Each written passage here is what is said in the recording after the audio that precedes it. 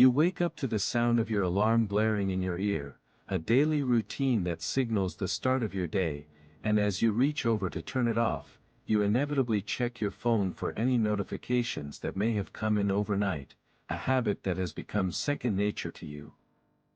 Your eyes scan the screen, taking in the various updates and messages, before you even swing your legs over the side of the bed, already beginning to feel the weight of the day ahead.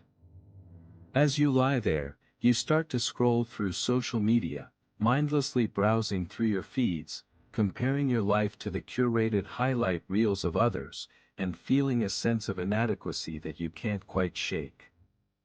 You hit the snooze button again and again, delaying the inevitable, and as you do, you think to yourself, I'll just rest for a few more minutes, and then I'll get up and tackle the day with renewed energy and purpose.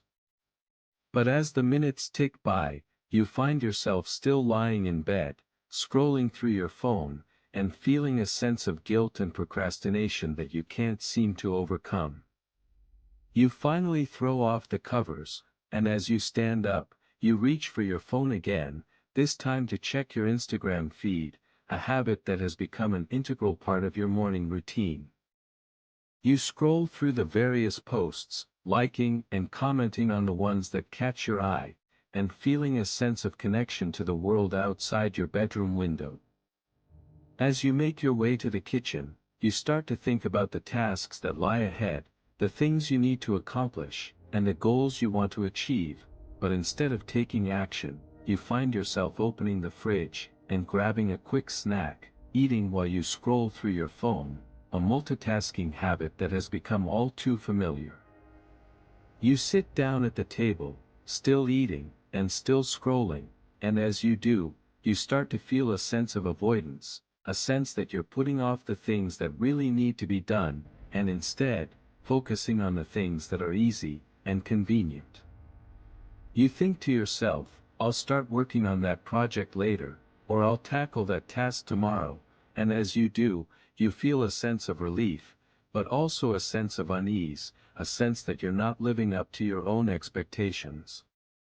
You continue to eat and scroll and procrastinate, and as you do, you start to feel like you're stuck in a rut, like you're not making progress, and like you're not living the life you want to live. You look around your kitchen, and you see the clutter and the mess, and you think to yourself, I'll clean this up later, or I'll organize this tomorrow, and as you do, you feel a sense of overwhelm, a sense that there's just too much to do, and not enough time to do it. You finish your snack, and you put your phone down, but only for a moment, because as you start to work on your tasks, you find yourself checking your notifications, and responding to messages, and feeling a sense of distraction, a sense that you're not fully present, and not fully focused. You try to concentrate, but your mind starts to wander, and you think about all the other things you need to do, and all the other tasks you need to complete, and as you do, you feel a sense of anxiety, a sense that you're not going to be able to get everything done. You take a deep breath, and you try to refocus, but as you do, you hear the ping of a notification, and you feel the urge to check your phone and respond to the message, and as you do, you realize that you're stuck in a cycle of distraction, and procrastination, and avoidance, and you wonder, how did I get here, and how can I break free? What you didn't realize was that your daily routine was not just a series of random events, but a carefully crafted system designed to keep you stuck. The phone scrolling in bed was not just a harmless habit, but a cue that triggered a craving for distraction. The craving was satisfied by the endless stream of information on your social media feeds, and the reward was the temporary feeling of escape from the anxiety and uncertainty of your life. But as you repeated this cycle, day after day, your brain began to rewire itself to crave more distraction, more escape. You started to avoid tasks that made you feel uncomfortable or anxious, not because you were lazy, but because your brain had learned to associate those feelings with pain. And so, you continued to follow the path of least resistance, the path that led you further and further away from the life you truly desired. The system was insidious, slowly eroding your sense of purpose and direction. It was a system that fed on your fears and doubts, growing stronger with each passing day. And as you looked around at the life you'd created, you couldn't help but feel a sense of unease, a sense that something was terribly wrong. The comfortable routine that had once felt so familiar now felt like a prison that you built for yourself, brick by brick, distraction by distraction. You were trapped in a cycle of avoidance and procrastination, and you didn't know how to escape.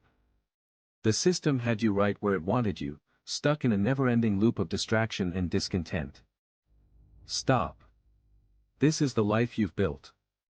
You wake up to the same screen every morning. The same loop of distraction and regret. You're still scrolling through your phone in bed. You're still hitting the snooze button. This is not a bad day, it's a working system producing its designed output. The light returns, and with it, a sense of clarity. The pattern breaks the moment you stop feeding it. You do not need more discipline, you need a system that does not require it. The phone leaves the bedroom tonight, that one change begins the redesign. You start by removing the cue that triggers the craving for distraction. You redesign the morning routine, replacing the screen with a book, or a journal, or simply the sound of silence. The system is not broken, it's just designed to produce a specific output.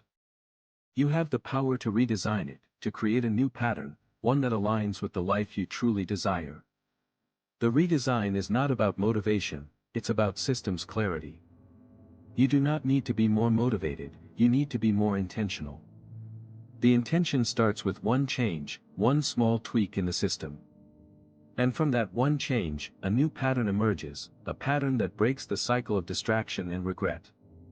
The truth is, you are not stuck, you are just stuck in a system that is designed to keep you stuck. And the moment you realize that, you can start to break free. The moment you start to redesign, you start to reclaim your life. And that is the cold, hard truth. Your life is a reflection of the systems you've designed, and it's up to you to redesign them. You wake up to the sound of your alarm, and immediately reach for your phone, a habit that has become second nature to you. But beneath this daily routine, there's a system at work, a system that's designed to keep you engaged, distracted, and coming back for more. The hard truth is, you're avoiding the truth, and you're trapped in a cycle of distraction. The one thing that changes everything is breaking the pattern of immediately responding to every alert, and instead, focusing on the tasks that truly matter. If you take that step, your life will look like this. You'll be in control, you'll dictate the pace, and you'll be the designer of your own life. You'll make intentional decisions about the tools and systems you use, and you'll create a life that is intentional, deliberate, and meaningful. You'll be excited to see the results, and you'll be confident that this is the path to true fulfillment. So, take that first step, and start redesigning your life, one deliberate choice at a time. You have seen the system now. Most people see it and go back to sleep. Subscribe. We will see you tomorrow.